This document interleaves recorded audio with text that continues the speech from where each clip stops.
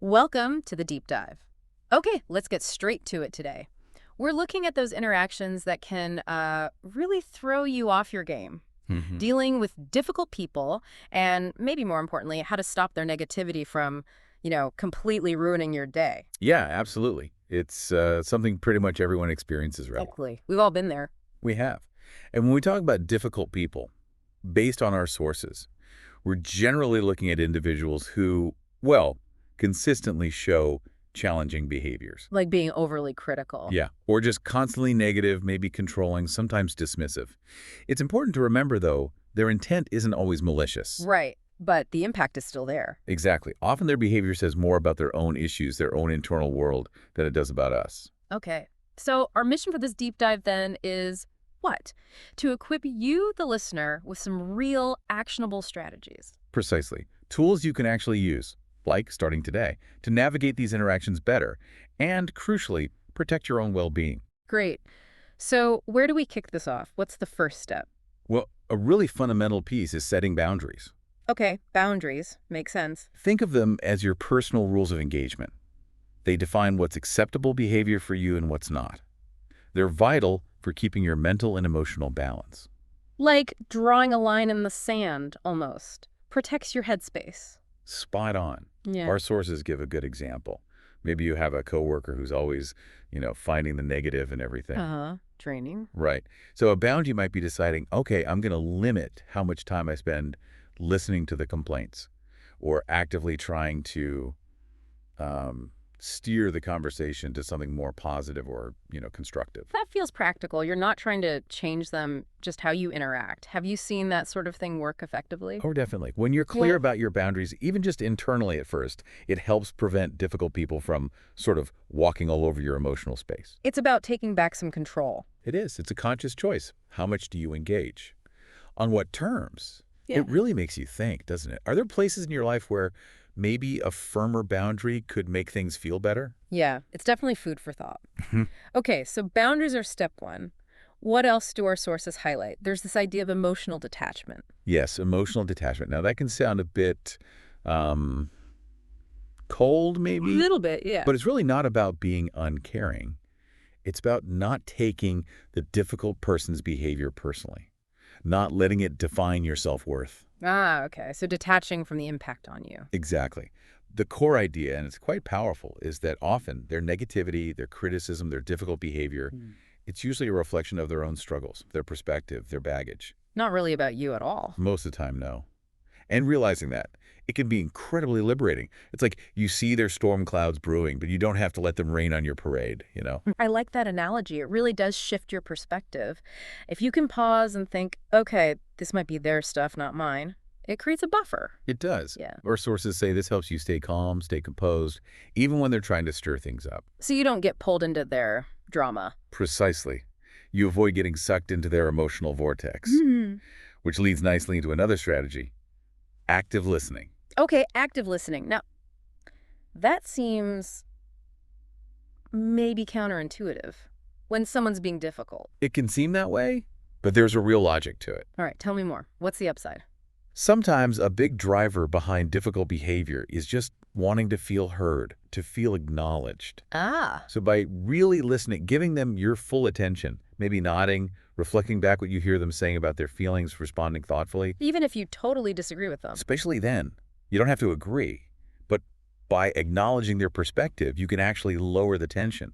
It can make the interaction, believe it or not, more positive.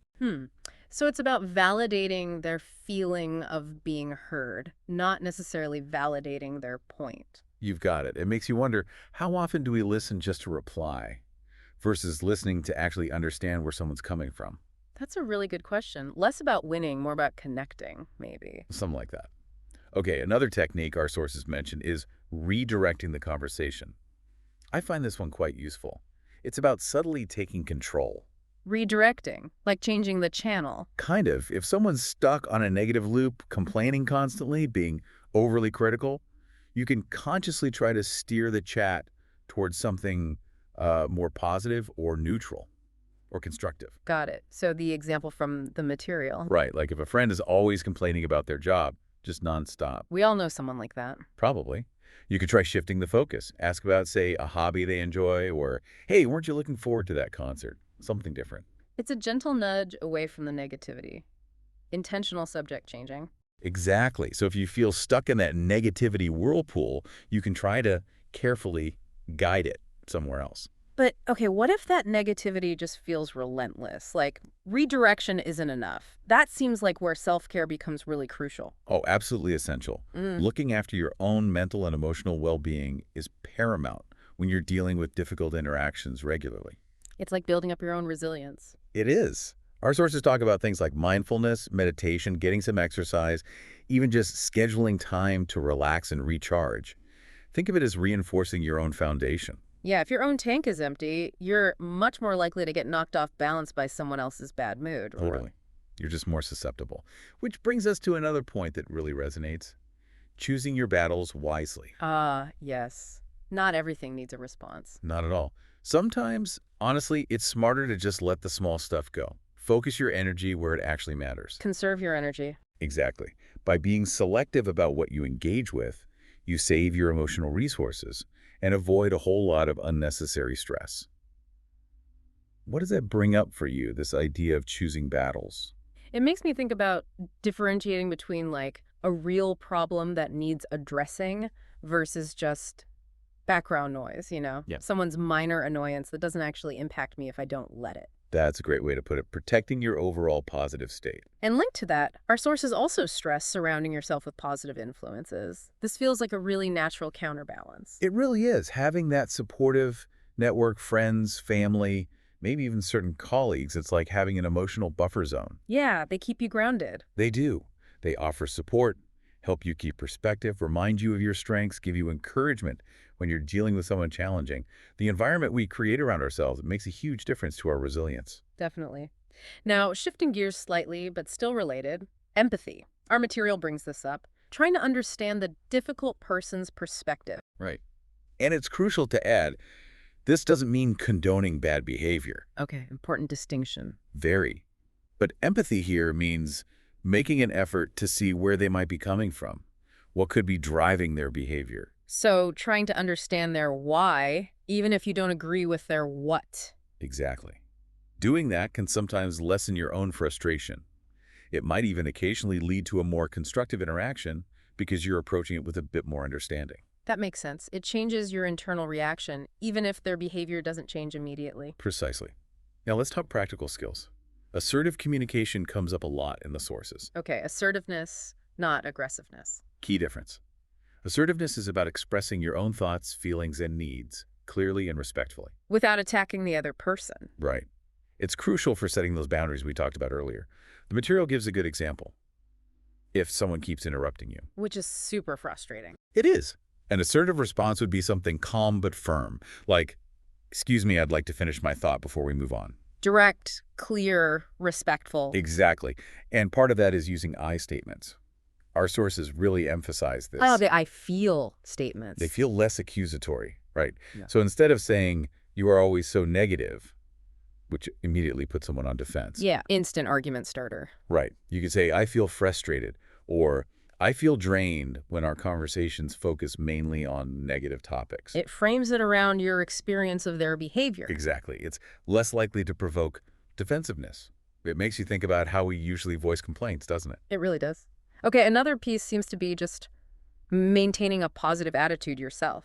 Absolutely. Your own general outlook makes a difference. Sure. If you cultivate a more optimistic mindset, you're naturally going to be a bit more resilient when negativity comes your way. Like having an emotional immune system. That's a great way to think about it. It boosts your well-being and makes you less vulnerable to getting dragged down. Okay. And then there's the final resort sometimes, distancing yourself. Yes. Our sources are realistic about this. Sometimes, despite your best efforts setting boundaries, being assertive, trying empathy, the difficult behavior just doesn't change. And it's just too damaging. Right. In those cases, prioritizing your own mental and emotional health might mean creating distance. And that doesn't have to be some huge confrontation. Not at all. It could simply mean limiting interactions, being less available, choosing not to engage as deeply. It's an act of self-preservation. Okay, wow. That's a lot of really solid strategies. Now, the sources also give some, like, practical tips for actually doing these things day to day. They do. The first one is creating a personal mantra. I really like this one too. Mantras, like little mental reminders. Exactly. Short, positive phrases you can repeat to yourself when you're in a tough situation or anticipating one. Examples from the material are things like, I choose to stay positive, or I am in control of my own emotions. It's like having a little anchor phrase. It is. It's about conscious self-talk, which can be surprisingly powerful in keeping you grounded. Makes sense. And mindfulness is another one. Yes, mindfulness. Being present in the moment, aware of your thoughts and feelings without judgment. How does that help with difficult people specifically? It helps you respond thoughtfully instead of just reacting on impulse.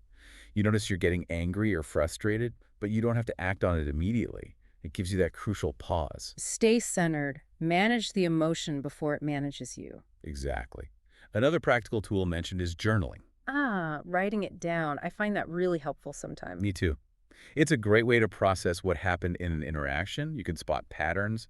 Maybe a certain person always triggers a specific reaction in you. So you can see where you need stronger boundaries, maybe. Precisely. Oh. Or identify which coping strategies worked or didn't. It brings clarity.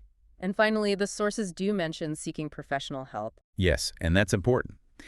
If you're consistently struggling, feeling overwhelmed by difficult relationships, a therapist or counselor can offer tailored strategies and support. An objective perspective. Exactly. Sometimes that outside view is incredibly helpful. Okay, so to kind of wrap this all up, the main message seems to be that you don't have to just passively accept difficult behavior wrecking your day. Not at all. You can be proactive by setting boundaries, managing your emotional responses, using assertive communication, taking care of yourself. You can protect your peace. You can stay in the driver's seat of your own emotions. That's the core idea. You can't always control others, but you can control your approach, your responses, and how much you let their behavior affect your well-being.